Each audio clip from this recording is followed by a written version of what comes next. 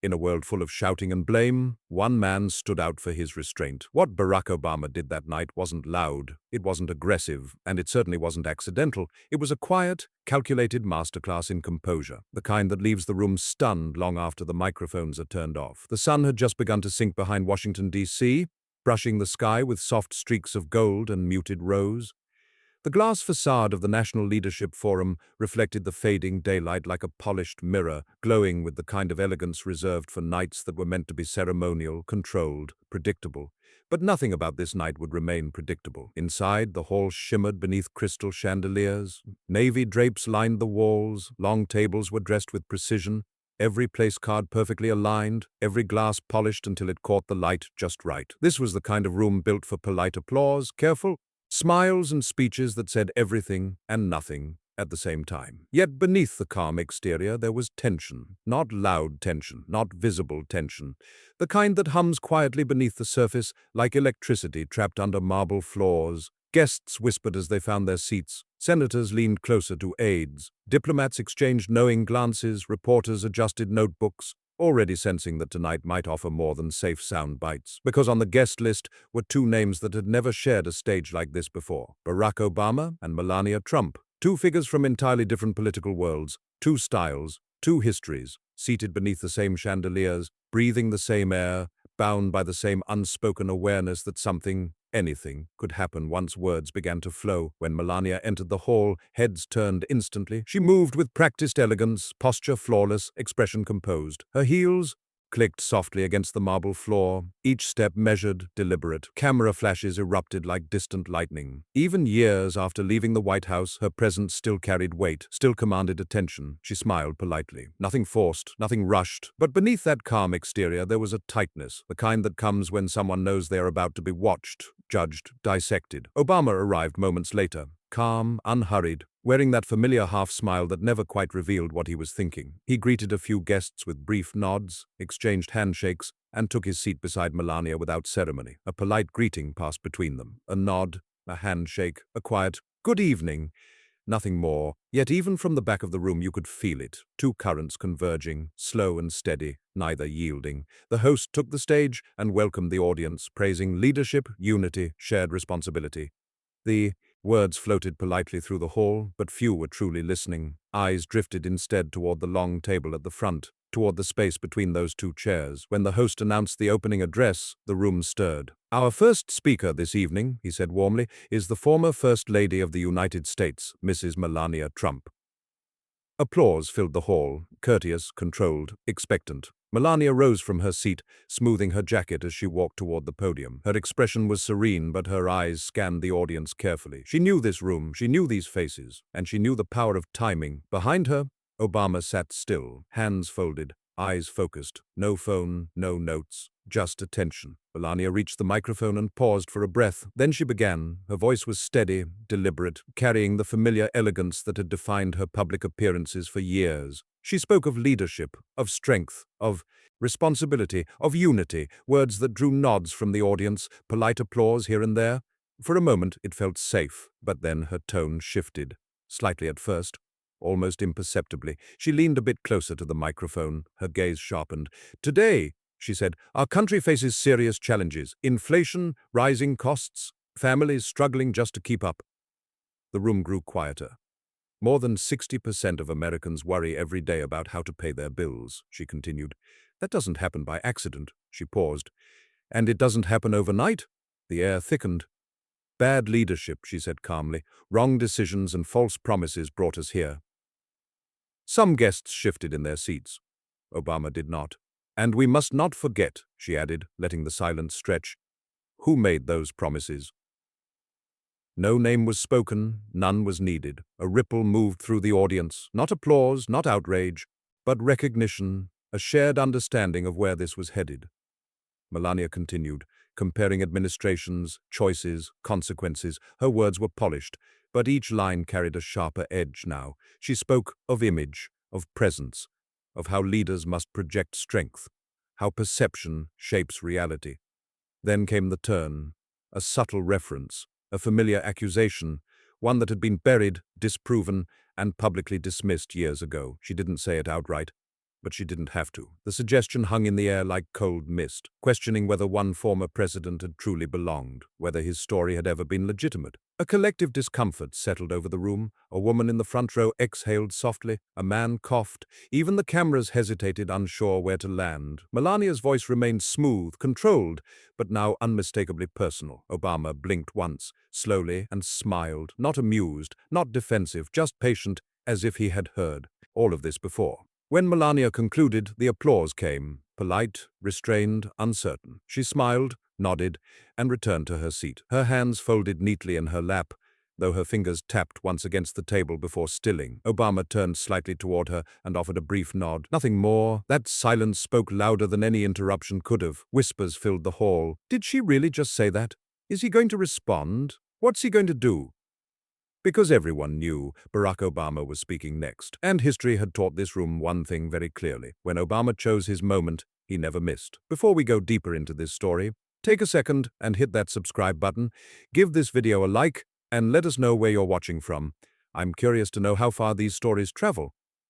The applause faded into an uneasy quiet as the host shuffled his notes, clearing his throat. He thanked Melania, praised her insights, and attempted to move the program forward. But the room wasn't ready. Eyes were locked on Obama, cameras waited, breaths were held, because whatever came next wouldn't be loud, it wouldn't be rushed, and it wouldn't be forgotten. The applause died down slowly, like rain tapering off after a storm that never quite arrived. For a moment, no one moved. The host stood at the podium, fingers tightening around his cue cards, smiling the kind of smile meant to smooth things over, the kind people use when they hope tension will politely excuse itself from the room.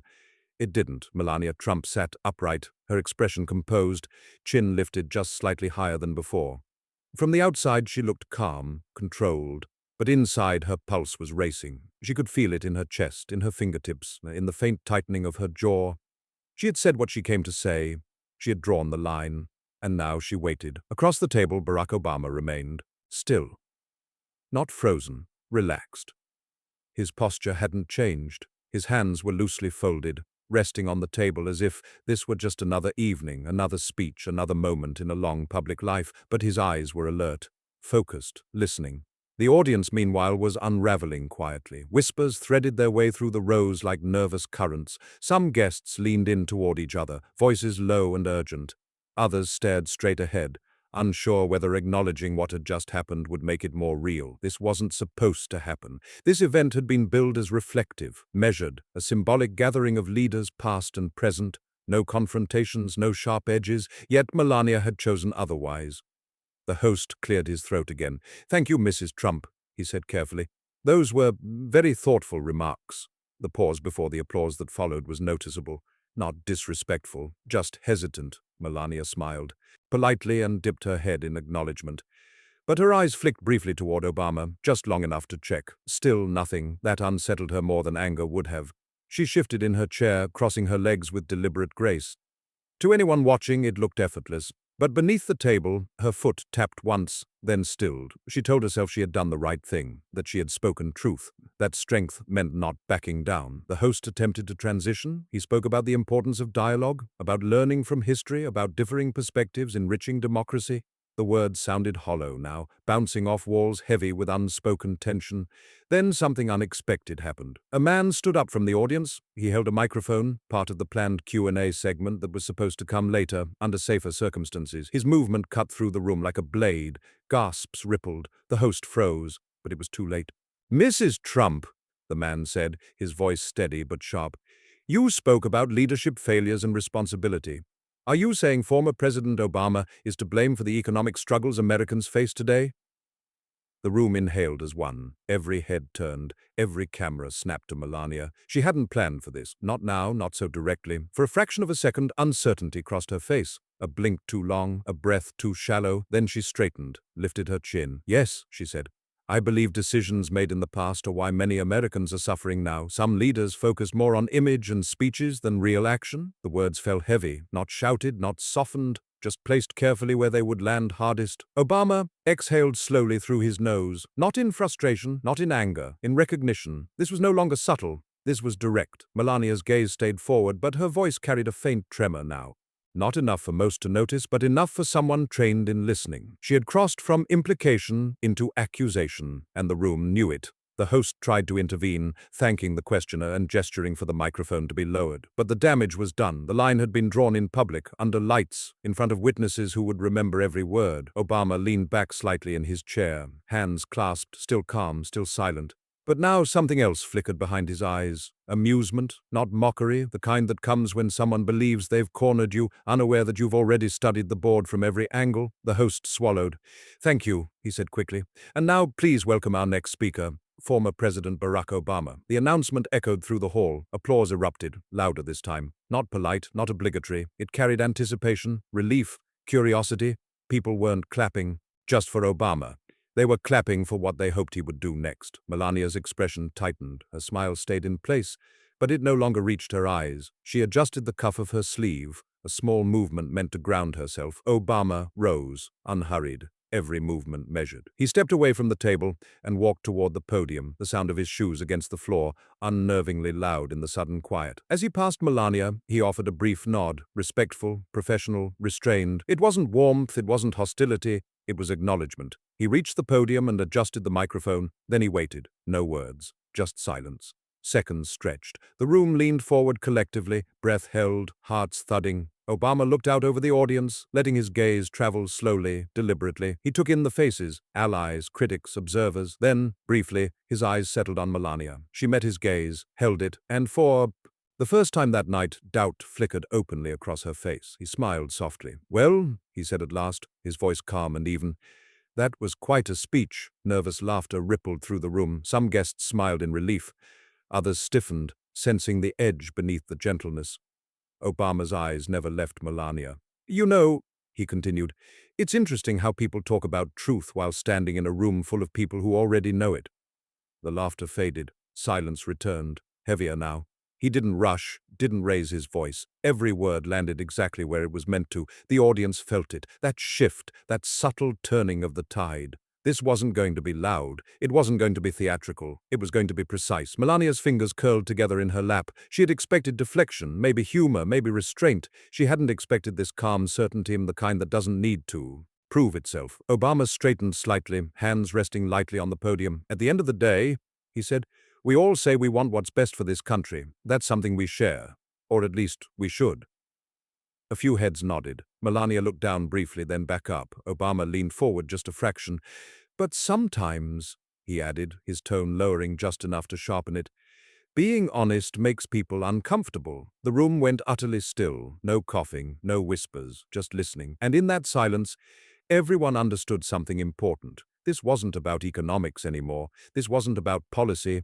This was about truth, about history, about what happens when old wounds are reopened in public. And the person you aimed at finally decides to speak. Obama paused, not for effect, for control. He was choosing his words carefully, not to avoid conflict, but to ensure it landed exactly where it needed to. Melania shifted, again in her seat. Her confidence, once effortless, now felt brittle. She could feel the weight of the room pressing in, the eyes, the expectations. She had pushed, and now the push was coming back, stronger, quieter, more dangerous. The host stood frozen at the edge of the stage, unsure whether to intervene or disappear.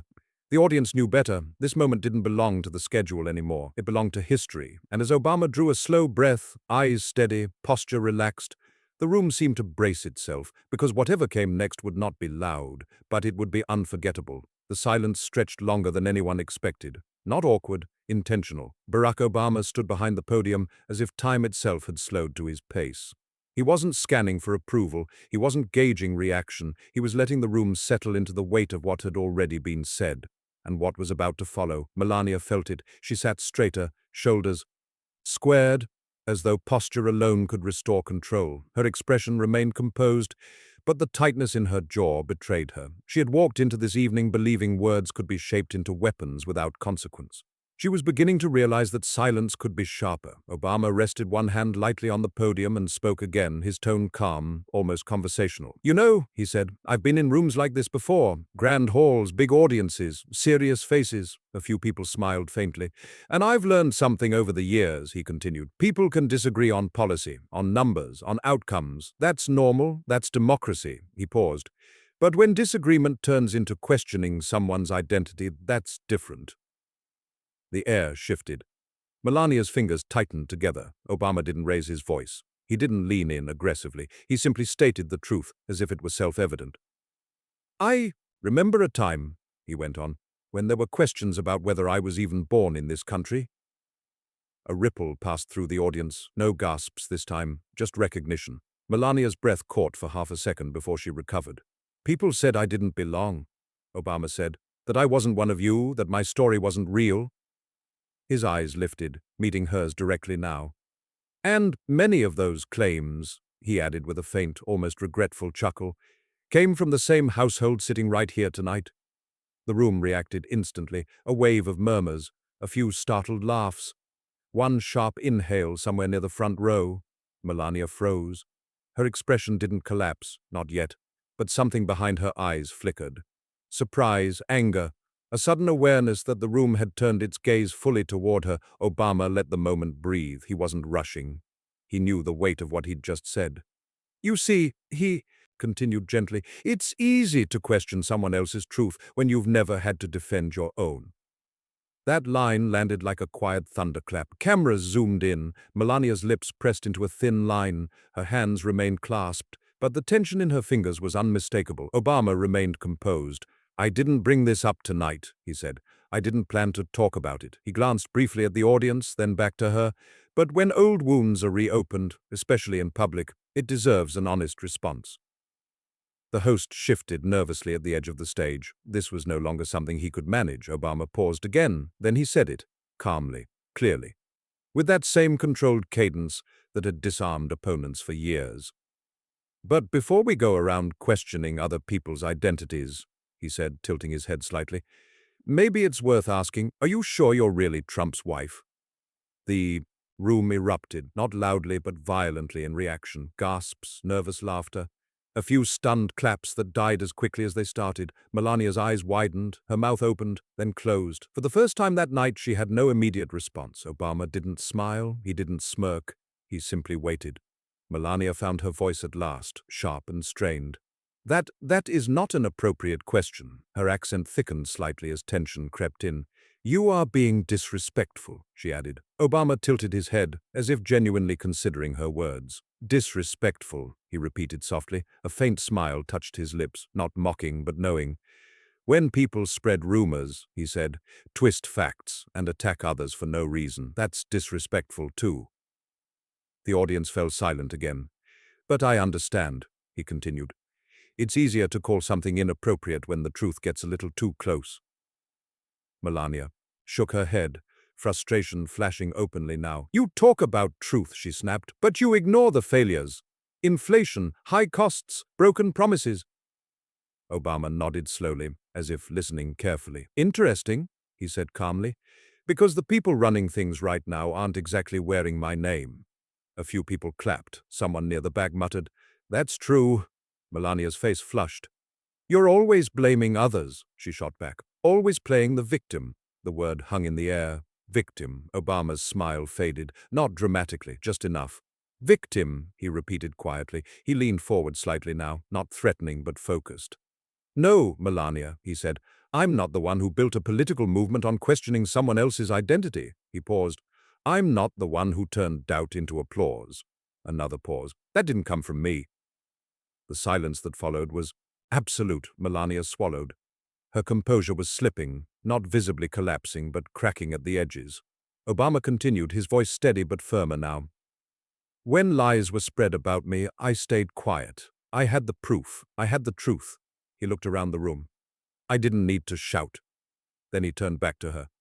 "But don't confuse silence with weakness." A chill passed through the hall. "I've seen and heard more than people realize," he said. "And if I ever wanted to, I could show things that would make a lot of people very uncomfortable." The tension became almost unbearable. A glass clinked against the table somewhere. Melania's face had gone pale. "So, before you question someone else's truth," Obama concluded softly, "make sure your own story doesn't have missing pages."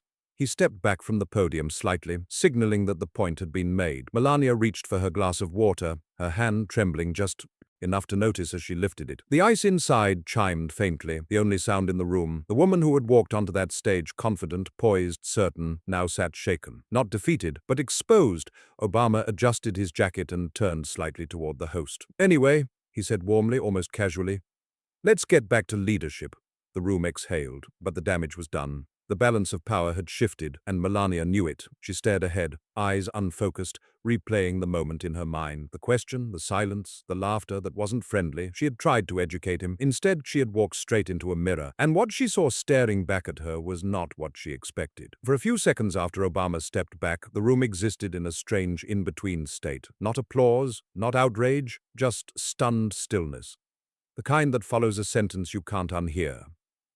Melania sat rigid in her chair, eyes fixed, straight ahead, jaw locked so tightly it ached. Around her the murmurs began again, quieter now, more cautious, as if people were afraid of making the moment worse, simply by acknowledging it. She could feel them, the looks, the whispers, the shift. This wasn't how it was supposed to go. She had walked into the hall believing control meant confidence, that precision in speech would carry authority, that subtle accusations could be made without consequences. But the room had turned, and it hadn't turned loudly. That was the worst part. Obama hadn't raised his voice, he hadn't insulted her directly, he hadn't lost control, and yet somehow he had dismantled her position sentence by sentence, leaving her exposed under the same lights that once flattered her. Her fingers trembled as she set her glass back down. Then the scrape of a chair, sharp, sudden, every head snapped in her direction. Melania stood, the sound of her chair dragging across the floor echoed far louder than it should have. Conversations died instantly, cameras swiveled, microphones lifted instinctively, as if the room itself knew something irreversible was about to happen. "Mr. Obama," she said, her voice cutting through the silence. Obama turned slowly, one eyebrow lifted slightly, not in mockery, but curiosity. "You have no right to speak to me that way," Melania continued. Her accent thickened as emotion pushed past control. "I have always represented dignity. I have always supported this country." Obama didn't interrupt. He waited. Then, calmly, he asked, "Then why does the truth bother you so much?" A ripple of gasps moved through the room. Melania blinked rapidly, her composure slipping further. "You twist things," she said. "You make jokes out of serious matters. You insult my husband. You insult me." Obama folded his hands loosely in front of him. "I didn't insult you," he said evenly. "I asked a question." He paused, and it seems the question itself struck a nerve. Her voice rose. "You are trying to humiliate me in front of everyone." "No," Obama replied gently. "I'm reminding people what happens when stones are thrown from glass houses." The tension surged again. Guests shifted uncomfortably. Some leaned forward. Others looked away, unable to watch, but unable to leave. Melania wasn't backing down now. "You think you're clever?" she snapped. "You think words can hide the failures you left behind? Inflation, high costs, broken promises, that's your legacy." Obama nodded slowly. "Interesting," he said, "because the people running things right now aren't exactly wearing my name." A collective reaction rippled through the hall. Sharp intakes of breath, a few quiet claps quickly silenced by the weight of the moment. Melania's face flushed deeply now. "You always blame others," she said. "You always play the victim." This time, Obama's expression changed, not dramatically, but decisively. "Victim," he repeated softly. "No, Melania." His voice remained calm, but it carried an edge now, not anger, but certainty. "I'm not the one who built influence by questioning where someone was born." He paused. "I'm not the one who turned doubt into applause." The words hung heavy. "That came from your home." Silence. Absolute. Melania opened her mouth, then closed it again. Her hands shook slightly at her sides. "You don't know what you're talking about," she said finally, but the conviction was gone. "I do," Obama replied. "Because when lies were spread about me, I had the truth. I chose not to shout."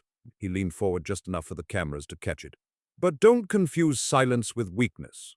The room felt like it was holding its breath. "I've seen documents," he continued. "Things that would make a lot of people very uncomfortable." A sharp intake of breath swept across the audience. Melania's eyes widened. "What are you saying?" she whispered. "I'm saying," Obama replied calmly, "that when people drag others down with lies, the truth has a way of pushing back."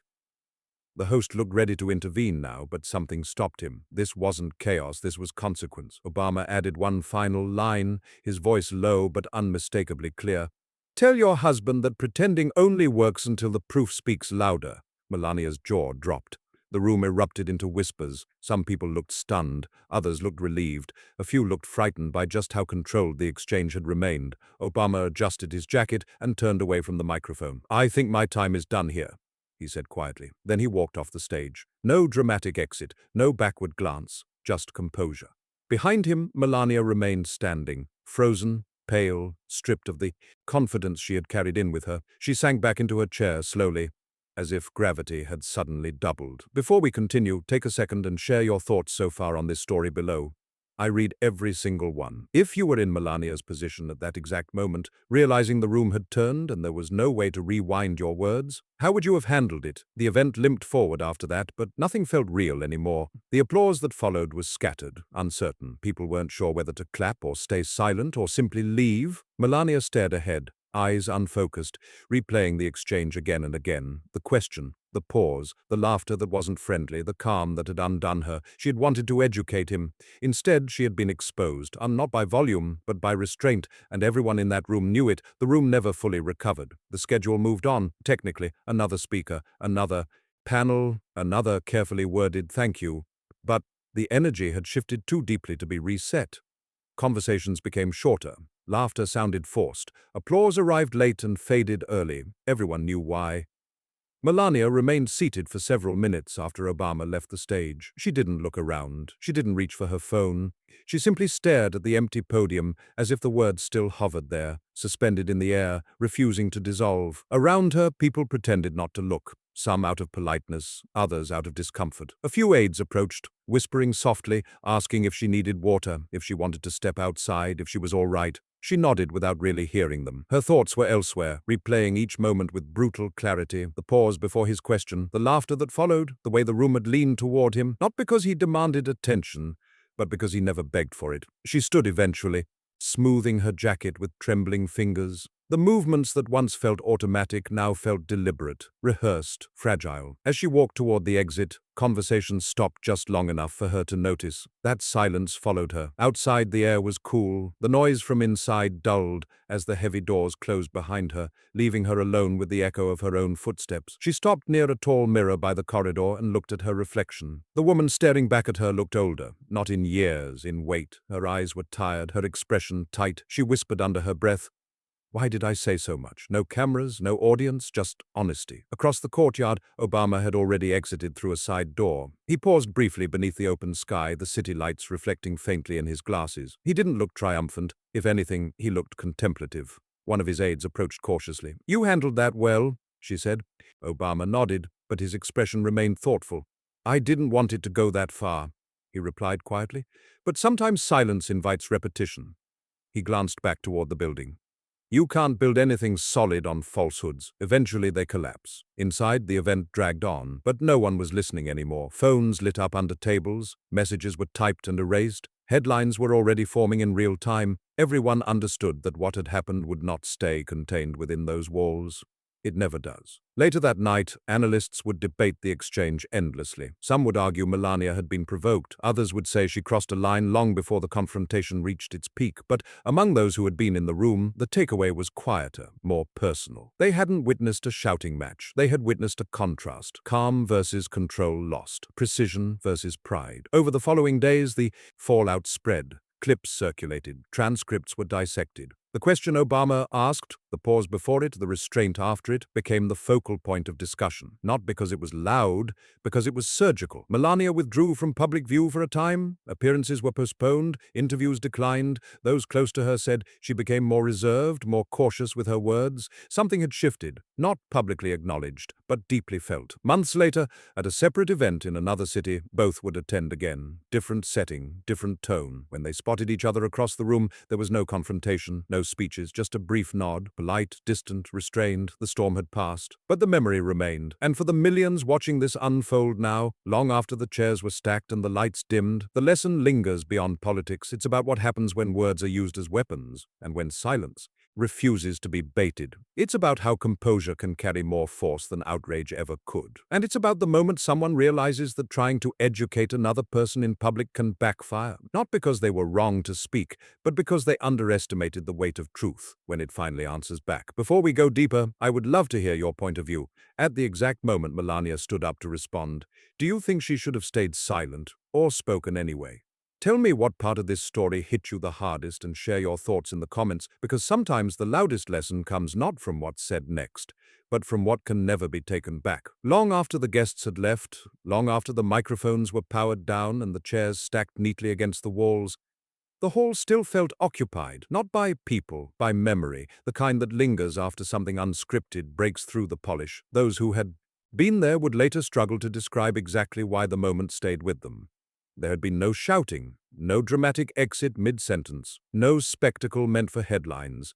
And yet something fundamental had shifted, because what they witnessed wasn't a clash of personalities. It was a collision between composure and pride, between restraint and impulse, between someone who had learned when to speak and someone who spoke believing control alone would protect them. In the days that followed, the story traveled fast, not because it was scandalous, because it was instructive. Commentators dissected tone, analysts replayed pauses, body language experts slowed footage frame by frame, but none of that fully captured what people in the room felt when the question landed.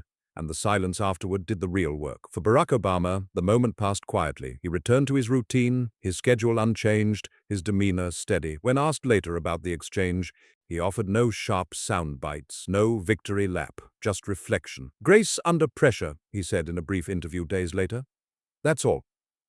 When pressed further, asked whether he believed he had gone too far, he paused thoughtfully before answering. No, he said, because it wasn't about winning an argument. It was about reminding people that dignity still matters. He leaned back slightly, that familiar calm settling in. You can disagree, you can defend yourself, but if you lose your composure, you lose more than the moment. You lose your voice. It was classic Obama. Measured, contained, unprovable. Meanwhile, Melania Trump stayed out of the spotlight, not dramatically, just quietly. Those close to her noticed the change before the public did. She became more selective, more careful, appearances shortened, speeches trimmed. The confidence that once filled a room now arrived guarded, wrapped in restraint. Some said she had been treated unfairly. Others said she had learned a difficult lesson the hard way. But for Melania herself, the truth likely lived somewhere in between, in the private space where reflection replaces reaction, because there is a particular kind of realization that only arrives after the applause fades. The realization that words, once released, cannot be gathered back, that subtle attacks can provoke profound answers. That power does not always announce itself. Sometimes it simply stands still while everything else collapses around it. Months later, both figures attended another high-profile event, different city, different crowd, different mood. When their paths crossed briefly, there was no exchange of words, just a nod. Polite, distant, controlled. No storm, no echo, just acknowledgement. And that perhaps was the quiet ending no one expected. Two people who had faced each other at the peak of tension, now occupying the same space without conflict, not because the past had been erased, but because it had been absorbed. For those watching this story now, long after the lights dimmed and the doors closed, the takeaway stretches beyond politics. It's about presence, about restraint, about how authority doesn't always come from speaking louder, but from knowing when not to, because in a world that rewards reaction, composure becomes a kind of rebellion. And in moments where pride demands a response, silence can sometimes teach the loudest lesson of all. That night, no one won an argument, but something far more lasting was demonstrated. That respect is not demanded, it's earned. That truth doesn't shout, it stands. And that when someone tries to educate another person in public, they should be prepared for the lesson to return, sharper, calmer, and impossible to ignore. Thank you for watching this story here on Celebrity Chronicles. These moments remind us that behind every headline are human reactions, fragile egos, and defining choices made in seconds. If this story moved you, challenged your perspective, or made you reflect on how power and restraint truly work, take a moment to like this video, share your thoughts in the comments, and subscribe to Celebrity Chronicles for more cinematic deep dives into the moments that shape public figures when the cameras are on and when they aren't.